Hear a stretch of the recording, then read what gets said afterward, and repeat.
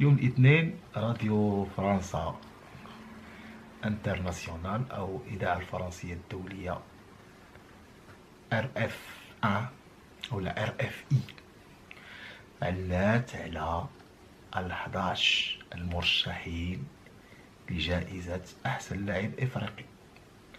11 مرشحين ديال الأفارقة الذين يزاولون في البطولة الفرنسية. اللي كنقولوا 11 أحسن إفريقي يعني راه أحسن ما كاين في لافريك في فرنسا،